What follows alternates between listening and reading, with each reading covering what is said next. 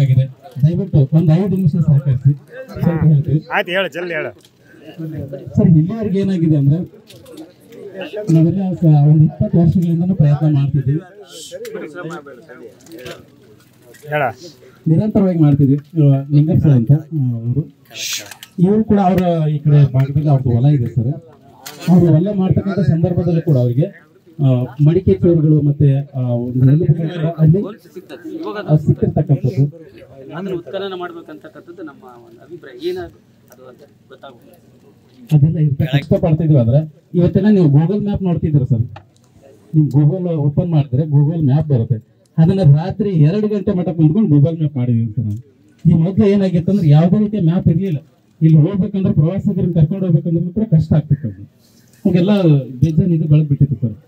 ರಾತ್ರಿ 2 ಗಂಟೆ ಮಟ್ಟ ಕುಂತ್ಕೊಂಡು ಮ್ಯಾಪ್ ಹಾಕಿದ್ದೀವಿ ಸರ್ ನೀರನ್ನು. ಅದರ ಜೊತೆಗೆ ನಾವೆಲ್ಲ ಬರೀ ಇದಷ್ಟೇ ಸೈಟ್ ನೋಡ್ತೀವಿ. ಮುಂದಿರ್ತಕ್ಕಂಥ ಒಂದು ಬೆಟ್ಟ ಇದೆ ಸರ್, ನೀವು ಅದನ್ನ ದಾಟ್ಕೊಂಡ್ ಬಂದಿದ್ರಿ. ಅದು ನಾವು ಗೋಡನ್ಗೂಡ ಅಂತ ಕರಿತೀವಿ. ಅಲ್ಲೂ ಕೂಡ ನಾವು ಪೇಂಟಿಂಗ್ ಅನ್ನು ಕಾಣ್ತೀವಿ ಸರ್. ಇದಕ್ಕೆ ಸಂಬಂಧಿಸಿದಂತ ಪೇಂಟಿಂಗ್ ಕೂಡ ಆ ಒಂದು ಕೇವಲ ಒಂದು ಫೋಟೋ ಹಾಕಿ ಕೇಳ್ತಿದ್ದೆ ಸರ್.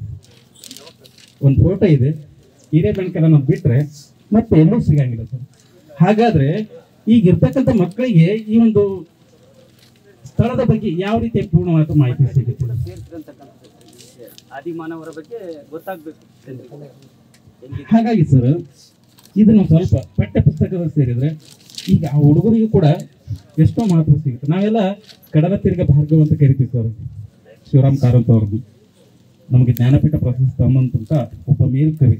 ಅವರು ಕೂಡ ಈ ಒಂದು ಪ್ರದೇಶವನ್ನ ವಿಸಿಟ್ ಮಾಡಿರ್ತಕ್ಕಂಥದ್ದು, ಇಲ್ಲಿ ಬಂದು ನೋಡಿ ಹೋಗಿದ್ದಾರೆ ಸರ್. ಅವರು ಕೂಡ ಅಂತ ಮೇಧಾವಿ ವ್ಯಕ್ತಿಗಳು ಕೂಡ ಬಂದು ಹೋಗಿದ್ದಾರೆ. ಇವತ್ತು ಕೂಡ ಇದು ಎಲೆಮರಿಕಾಯಿ ಅಂತ ಯಾರಿಗೆ ಗೊತ್ತಿಲ್ಲದಂತ ಸ್ಥಳ ಆಗ್ಬಿಟ್ಟಿದೆ ಸರ್. ಫಾರೆನ್ಸ್ ಎಲ್ಲ ಈಗ ಚಿಕಾಗೋ ವಿಶ್ವವಿದ್ಯಾಲಯ ಅಲ್ಲಿಂದ ಬಂದು ಕೂಡ ಫಾರೆನ್ಸ್ ಇಲ್ಲಿ ಬಂದು ವಿಸಿಟ್ ಮಾಡತಕ್ಕಂಥದ್ದು. ನಿಜವಾಗ್ಲೂ ಅವರು ಅಷ್ಟು ದೂರದಿಂದ ಬಂದು ಈ ಪ್ರದೇಶವನ್ನು ನೋಡ್ತಾರೆ ಅಂದ್ರೆ ಇಲ್ಲೇ ನಮ್ಮ ಭಾರತ ಸರ್ಕಾರ ಯಾವ ರೀತಿ ಕೇರ್ಲೆಸ್ ಮಾಡ್ತಿದೆ. 2011, 12 ಮತ್ತೆ 2019, 2022 ಈ 3 ವರ್ಷ, ಈ 3 ಅವಧಿಯಲ್ಲಿ ನಮಗ ಇದು ಯುನೆಸ್ಕೋಗೆ ಸೇರುವಂತ ಪ್ರಯತ್ನ ಮಾಡಿ. ಬಟ್ ಏನೊಂದು 3 ಸಾರಿ ವಿಫಲ ಆಯಿತು. 2011, 12 ಇದು ನಾಮನಿರ್ದೇಶನಗೊಳಿತು. ಆ ಸಂದರ್ಭದಾಗ ಸಹ್ಯಾದ್ರಿ ಪರ್ವತ ಶ್ರೇಣಿಗಳನ್ನು ಆ ಪಟ್ಟಿಗೆ ಸೇರ್ತಿದ್ರು. ನಿರಂತರವಾಗಿ ಹೆಂಗಾದ್ರೆ ಮುಂದೊಂದು ದಿನ ಏನಾಗ್ತಿತ್ತು ಅಂದ್ರೆ ಅವಕಾಶ ಸಿಗಲ್ಲ ಸರ್. ದಯವಿಟ್ಟು ವಿಷಯ ಎರಡನೇದ್ದು ನಾನು ನಿಮಗೆ ಇಷ್ಟ ಹೇಳ್ತೀನಿ. ಅಣುಸ್ಥಾವರದ ಅವಶ್ಯಕತೆ ನಮ್ಮ ಭಾಗದಲ್ಲಿಲ್ಲ.